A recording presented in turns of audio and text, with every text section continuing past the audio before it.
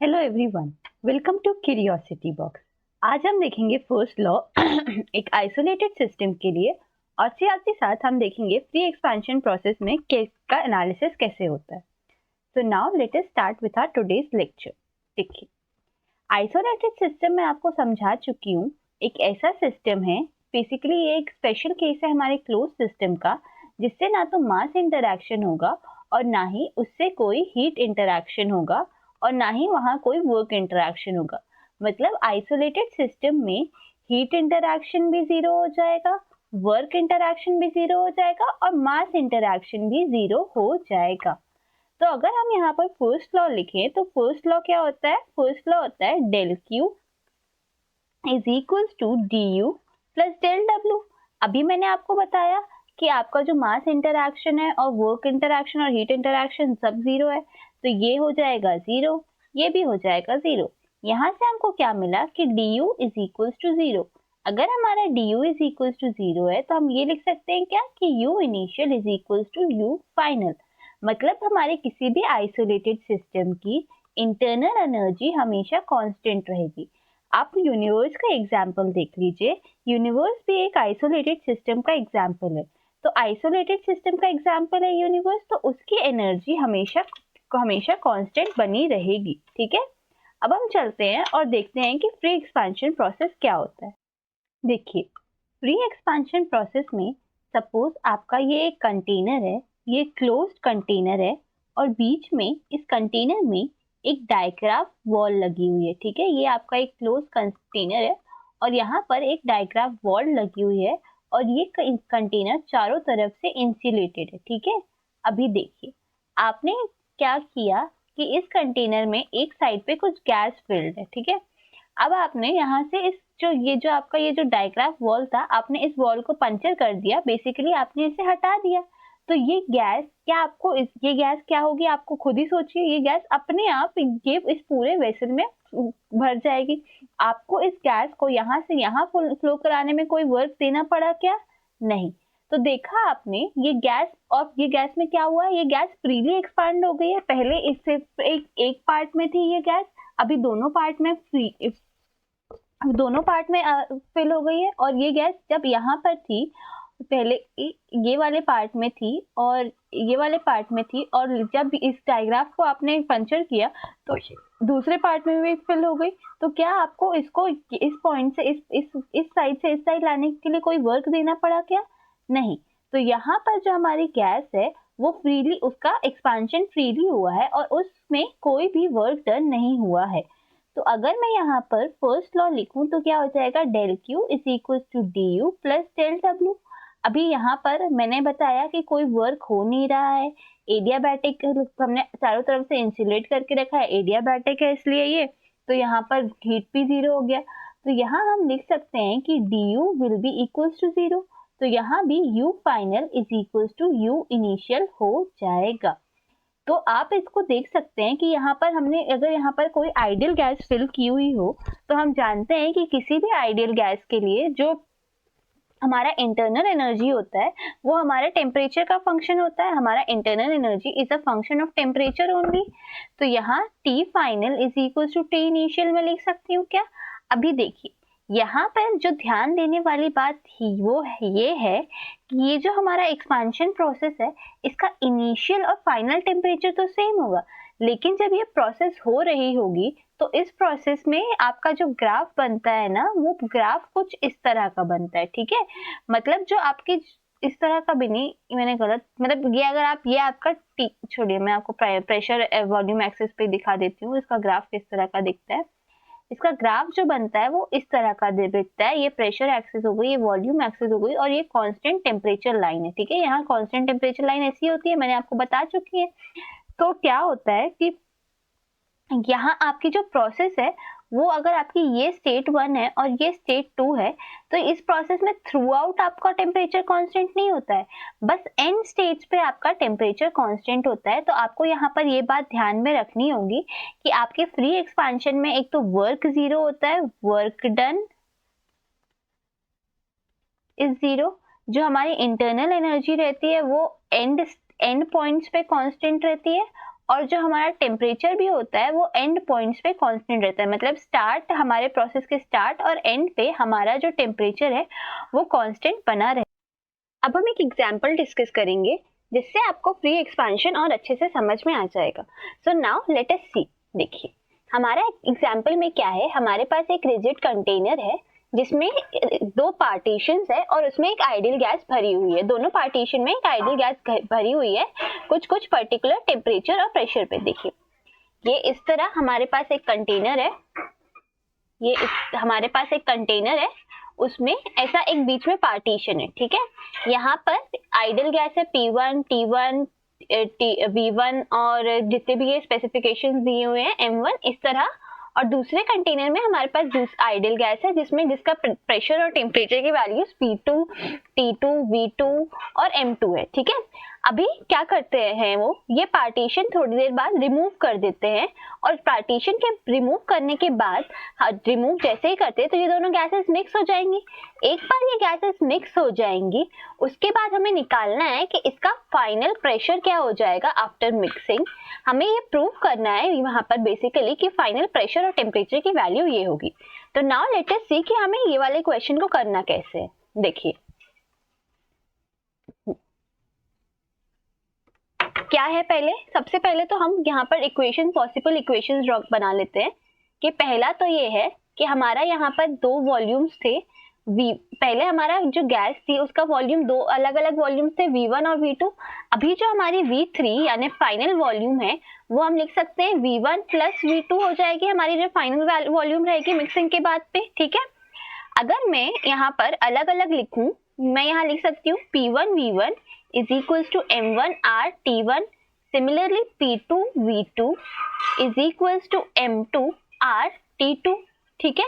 और सिमिलरली मैं लिख सकती हूँ P3 V3 is equals to M3 R T3।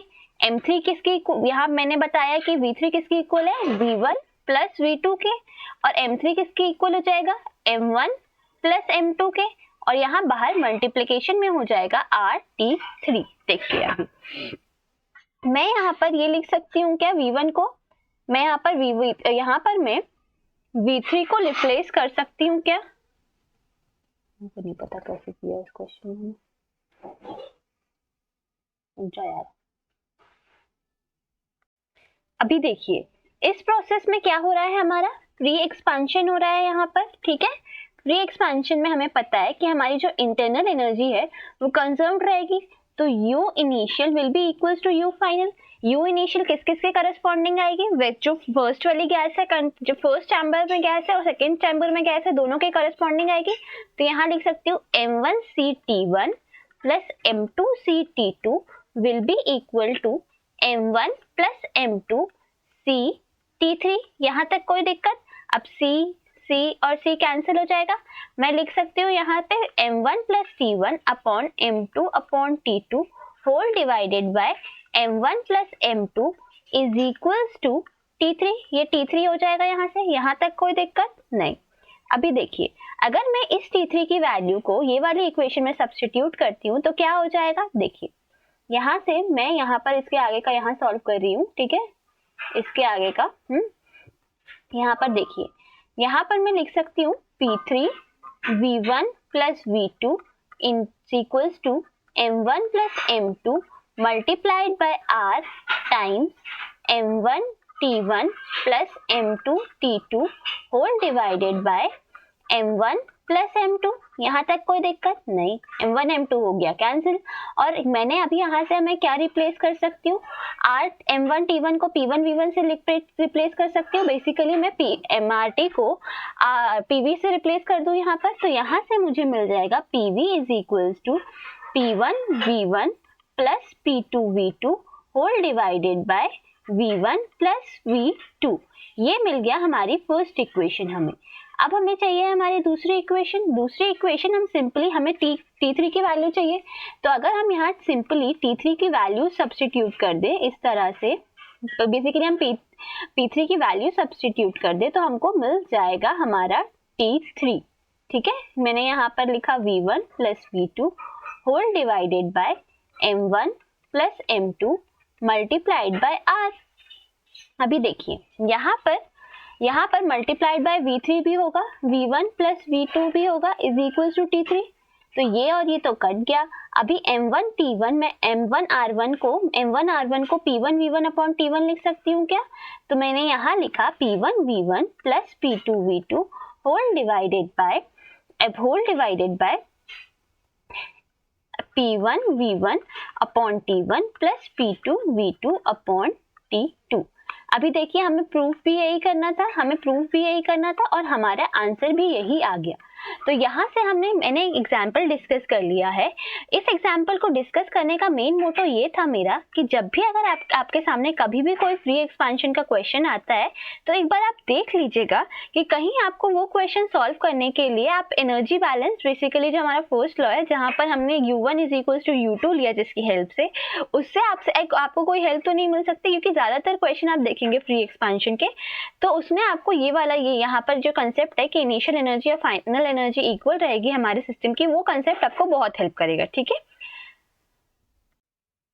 अब हम डिस्कस करेंगे कि Cp that is specific heat at constant pressure is greater than Cv, मतलब हमारा specific heat at constant volume Cp Cv से ज्यादा क्यों होता है। देखिए, जब आप किसी भी पिस्टन सिलेंडर अरेंजमेंट पे देखें और आप इसमें सपोज कांस्टेंट प्रेशर पे हीट सप्लाई कर रहे हैं, तो अगर आप चाहते हैं कि आपका piston cylinder arrangement constant pressure पे रहे आए, तो आपका जो ये पिस्टन है ना, तो जैसे जैसे आप हीट सप्लाई करेंगे, हीट ट्रांसफर करेंगे, वैसे वैसे ये पिस्टन अपना पोजीशन चेंज करके ऊपर मूव करता जाएगा और जो आपकी हीट है आपकी, वो कुछ अमाउंट ऑफ हीट तो आपका ये वर्क करने में चले जाएगा और बाकी का हीट आपके गैस का इंटरनल एनर्जी इंक्रीज करने में जाएगा। लेकिन वहीं अगर आप दूसरा केस देखें जहां पर आपका जो ये पिस्टन का हेड रहेगा वो फिक्स रहेगा किसी कांस्टेंट वॉल्यूम प्रोसेस में, और आप क्या करेंगे, सपोज यहाँ स्टॉपर्स लगे हुए हैं और यहाँ पर गैस फिल्ड है। अब आपने इस केस में फिर से हीट दी।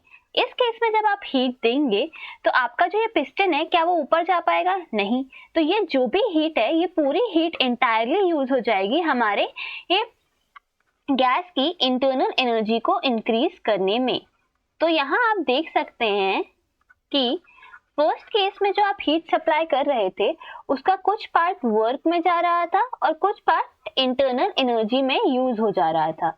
लेकिन यहाँ पर इस केस में जितना भी आप हीट सप्लाई कर रहे हैं वो पूरी तरीके से इंटरनल एनर्जी में चेंज हो जा रहा है।